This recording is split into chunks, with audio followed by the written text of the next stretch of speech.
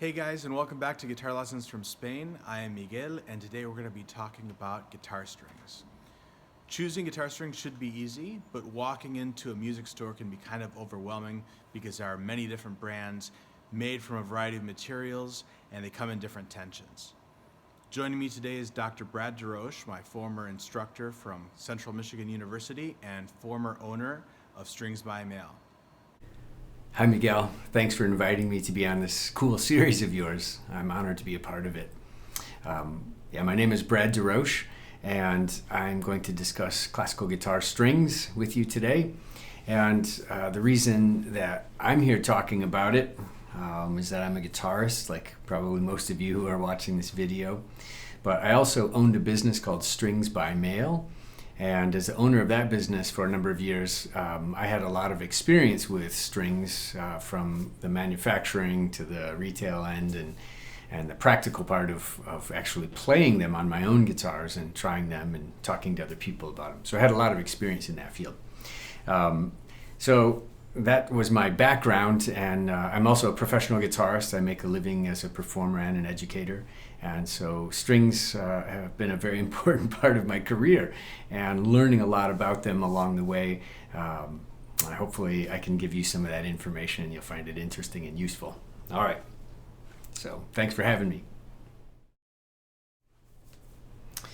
Okay, big brand versus boutique string companies. I think there's an advantage and a disadvantage in both. Let me start with some of the big brand companies. Well, here's a good example. This is DeRoche, and I think some of the advantages in having a large facility, a manufacturing facility like DeRoche has, is they're able to do things very quickly and very efficiently. So they're able to keep prices down. And with a company like DeRoche, they're really, really interested in the quality of their products, and so they do a lot of testing prior to putting out a product, but also a lot of manufacturing checks and balances, so that the everything they put out on the market is quality tested before it ever leaves. So with a huge company like that, I think they do a lot of rigorous testing, and they're very good at that. So they usually put out a pretty good product.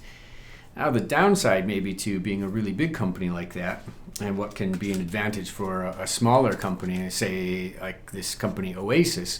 Oasis is more of a boutique shop, I would call them, versus a large manufacturer. And the advantage in that is that I think the boutique shops can experiment more. It might be less damaging to your brand if you put out something that's an experiment and you find that, well, people like it or they don't like it. You can then decide which way you want to go. But I think the bigger companies tend to, they experiment a lot, I think, but they don't probably put things out on the market as quickly and easily as a smaller company can. So I feel like the innovation a lot of times can happen in smaller companies, maybe perhaps more easily. But I think that both of them have good things to offer. The small companies can really kind of take a unique idea and try and run with that, whereas the bigger companies are probably going to be a little bit more concerned about diluting their brand if they throw something on the market that maybe doesn't stick real well. So I think the small companies give us the innovation maybe a little bit more, and the big companies give us the quality control, and then they come together in the middle at some point, I think. Hopefully that helps. How much does the sound of a string affect the guitar? I don't know. That's kind of a tricky question to answer with any sort of evidence, but I'm going to say, I don't know, maybe 5 to 10% of the sound of the instrument is related to the strings. So how much they can actually affect the sound. You're probably not going to turn a $200 Yamaha into a beautiful Hauser 1 by just changing the strings. The sound of the guitar can't be altered that much, but it's enough to notice a difference. So different kinds of strings do affect the outcome of the sound of an instrument, but let's say 10% at most. And so what most people will find is that the denser materials will give them a brighter sound, And then tension is a big deal too. So if you take a normal tension string, which is lower in tension, you try that, it will tend to give you more sustain, and perhaps more vibrato and a few nuances that you can get. And as you go up to harder tension strings, they tend to give you more punch, more immediate volume on the attack sound. They decay a little quicker on most instruments. And ultimately, what you're doing to make a string a higher tension is they simply increase the diameter of the string. So it's the same materials, but normal tension would be here, and hard tension would be here, extra hard tension, and so on. You get the idea. So you just make the diameter of the string bigger, and it gives more tension when brought up to the same pitch. And the effect that has on a guitar is slightly different on each instrument, but generally speaking, I think higher tension makes the guitar punchier but loses a little sustain, and lower tension tends to give it a little bit more sustain, but you lose a little bit of power maybe. I've found that I've always played on really powerful guitars, and so I didn't need the string to do so much of the work. I liked a string that allowed my hand to work less hard, like a normal tension string. So I've kind of gravitated toward that as the way I approach it, as opposed to having a quieter instrument and trying to make it louder with hard tension strings. But to each their own. That's not the answer for everybody. It's just what worked for me. All right, hopefully that helped a little bit with materials. All right. Okay, materials. Well, most people today think of essentially three different materials: nylon, carbon, and maybe titanium as the third one. But of course there's gut, which most people don't use these days. It's not a popular option, but there are some companies like Aquila company that still make gut strings. At least they used to a few years ago. And these are the trebles. I don't know if you can see that very well, but the gut string trebles are actually made out of animal intestine, and they're very difficult to make because you take these very thin strips of the intestine, and then they have to dry them out, and then they wind them up into what looks basically like twine. And once that string is made into twine and dried out, it then has to be rectified or ground into a perfect cylinder. And doing that is a challenge to do well, and very few people can do it well. This is one of the very few companies left on the planet that can do that. Anyway, gut strings, again, not a popular option today. They're just too problematic. They fray when you play on them. They have more intonation problems typically because it's harder to make them perfectly balanced weight-wise from one end to the other, and so on. So that was the reason nylon ended up replacing it. It wasn't because it necessarily sounded better, but it was just a bit more reliable. And then, of course, when it comes to nylon strings, we think of companies like DeRoche and their Pro Arte, which are, I think, the best-selling string in the world. It used to be, when we had the string business, that was the number one selling string, probably still is. And there's a reason for it. They're very high-quality strings. They function very well, and they sound good. So they do several things really well. So standard nylon gives us a kind of, I'll call it a darker, warmer sound. Most people are attracted to that sound when they think of classical guitar. They think of a darker, warmer sound. However, I think in recent years, both the guitar manufacturers and string manufacturers have been pushing toward brighter and brighter instruments all the time. And I can say that's probably true in almost all instrument fields. When you look at the piano, for instance, we went from the forte piano to the modern grand piano, and the main difference was the frame, cast iron frame, and that gave it a brighter sound. And so it was brighter and it was louder, and people usually go in that direction historically with almost all instruments. So if you make a brighter and louder instrument, it probably will outsell one that's warmer sounding. Anyway, with guitar strings, the warmer sounding strings like the DeRoche have hung on for a long time, but then back in, I think it was in the 1990s when Savarez came out with their Alliance trebles, their carbon trebles, and this is a mixed set where it has the carbon trebles, but it has their quorum basses anyway. And those trebles were much thinner. Carbon, well, they're not really carbon. That's just a name we attach to it. It's still a form of nylon. There's no carbon in it.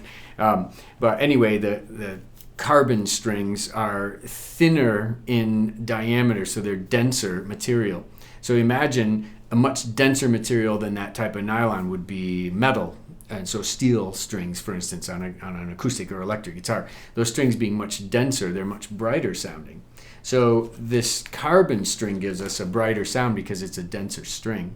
The downside to it for me is that I feel like with the carbon string, I tend to lose sustain and some of the nuances I can get out of a nylon string, vibrato and things like that, for me are a little easier to get on a standard nylon string than they are on carbon. But the advantage to carbon is that it's brighter and it's punchier, so you get a little bit more impact on the attack. But then there was another string that came along in the early 2000s. They call it titanium, and there's different companies that make it. Pretty much everybody does now. This is a Hannabach set. This is their titanium treble. And the titanium strings are just another form of nylon, as is carbon. But they have some different properties, and so they're a little brighter sounding than traditional nylon. And one of the interesting things about these strings is the color. The color is kind of this bluish, sort of almost purple color.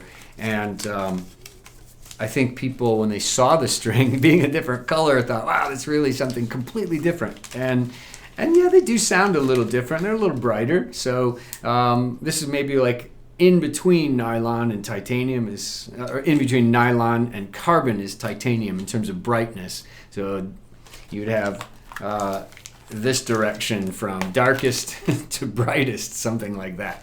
Okay? And then I shouldn't leave these guys out here, the gut strings, but yeah, again, whole different world. Okay, different brands. When I owned that business, I didn't just recommend one single brand for any particular reason, like to make more money or because I was invested in any particular company. I really just tried to match the player with the type of string that would help them most achieve what they were after. So as far as brands go, I think that there's a number of different really good brands out there now, or companies that make strings. And for me, the ones that have been the most reliable are the ones that have probably been around the longest, and that would be the big companies like DeRoche and Savarez and Hannabach. These have been around for a long time, and so they just kind of have their stuff figured out. You know, they got their game down. But then there's other companies. This is a set that may not look so familiar, like Augustine. Augustine has been making guitar strings since I think the 1940s or 50s. They claim to be the first one to use treble material made out of nylon, and they probably were that. So they were an originator in terms of using nylon for treble strings. But some of these other companies have been around considerably longer, like Savarez and DeRoche and Labella even. They've been around, in some cases, several hundred years. And so they've really figured out how to manufacture strings. They've just worked the bugs out of their systems. And so as far as the brands go, I can't really recommend one brand over another because, again, it just depends on what a person wants.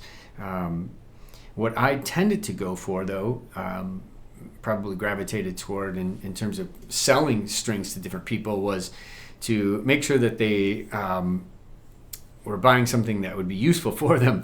There were some kind of novelty strings that have appeared on the market over the years, some with really high silver content in the basses, et cetera, some really strange material in the trebles, and they tend to charge a lot of money for those, and probably because the materials are expensive. I know in the case of silver bass strings, DeRoche used to make a pure silver wrap bass string, and they no longer manufacture it. It's just too expensive. They can't sell enough of it to make it worth bothering. But Labella made an all silver bass string, and I believe Hannabach Well, Hannabach uses a higher silver content in this series, for instance, and there's a few other companies that do that as well, and so it just depends on what a person's looking for. Again, most of the brands that are out there that are selling strings are pretty reputable and make a pretty good string. But as far as the treble material, that was the most important thing for me. I felt like basses, I could use just about any company's bass strings, and they worked fairly well as long as they knew how to manufacture bass strings. But the treble material was, to me, the real trick, was getting a good treble material. And so that's what made me kind of always go back toward DeRoche. I felt like their Pro Arte nylon really worked well for me. It was consistent. The quality was always there. You rarely found a bad string that you couldn't intonate and so on. And so that sound worked for me. They're durable also. That was another thing. I scratched up other strings a lot faster. So there's something about that material that they used in their trebles that was very effective for me, and I think for many other players too. But they may not work for you. So if you're looking for a brighter sound, you might want to go with something like the Savarez Quorum sets, which I do have a pack of those here too. And that's this set. So this is a nylon treble, but it's a different type of material than the DeRoche, and so it's a little brighter, a little hollower in the mids, I would say, a little scooped out, and then their basses, the Quorum basses, are a little bit brighter. So with that set, you still have nylon, but it's skewed a little bit more toward a brighter sound. And so really you kind of have to experiment with all these different ones to see what works for you and what you like. And so it's, for me, I would go back and forth on many of my guitars between these two sets. I also used to use some of these Hannabach strings, the 815 series. Those to me were very similar to DeRoche, for instance. Ones that like the ones that look like this, 815. And so that was a good string. I used a lot of those. Then there's other interesting things like these pure gold strings. They have a gold-plated bass, and that gives a slightly warmer sound than the silver-plated copper does. They're not pure gold; they're a plating, but they're quite expensive. And so, it's like the same thing with high silver content bass strings. Putting them on, they still eventually wear out because of the fret. And the fret material is harder than the metal in the string, which it has to be, let's hope. Otherwise, you're going to be wearing your frets out every 3 weeks instead of your bass strings, which you don't want. So anyway, all strings basically wear out on a guitar because of the frets. They push into the string and they eventually will break it. And so for me, if I'm going to be changing strings every few weeks anyway, I just want to go with something that's reasonably good and not super expensive. And so I just kind of went with the ones that were kind of the normal string packs that were out there. So I'd end up going back to these guys almost every time. But I did experiment with virtually every string on the market when I owned that business, because it was my job and it was fun to do. So I would take these and I'd try them on a couple of different guitars to see if they worked better on cedar guitar or spruce guitar, or what their characteristics were. And I used to keep track of all this stuff. I would write it in a logbook, and so I could talk to people about these different strings. And it was fun to do. It was a great business to own for a while. So anyway, hopefully that gives some people some ideas on strings. I wished I could say that, there's one kind of string that you gotta use. It's the best of the best. But that's really just, again, personal choice, and it would be a biased decision if I said that. And for me also, I play cedar double top guitars made by Matthias Daman. And so what strings work best on that guitar may not work best on solid top Hauser design guitar, for instance. So you got to try them out, and that's sort of the fun part about having all these strings out there. You can really just go crazy experimenting. But you kind of got more or less three choices: nylon trebles, carbon trebles, or some of these other things like titanium, and Nile gut, and a few others that are out there. Dogel makes a string that has a really interesting material for the trebles. It's really bright and very punchy. That's a blue color. So there's the sort of other category of things, and they're usually brighter sounding, but that's also another experiment people could try out to see if it works on their guitar. All right, hope that helps, and if not, well, you just spent a few minutes learning about strings. Maybe it gave you the inspiration to try something different on your guitar. Maybe you'll find the perfect match. All right. Thanks for having me on the show, man. See ya.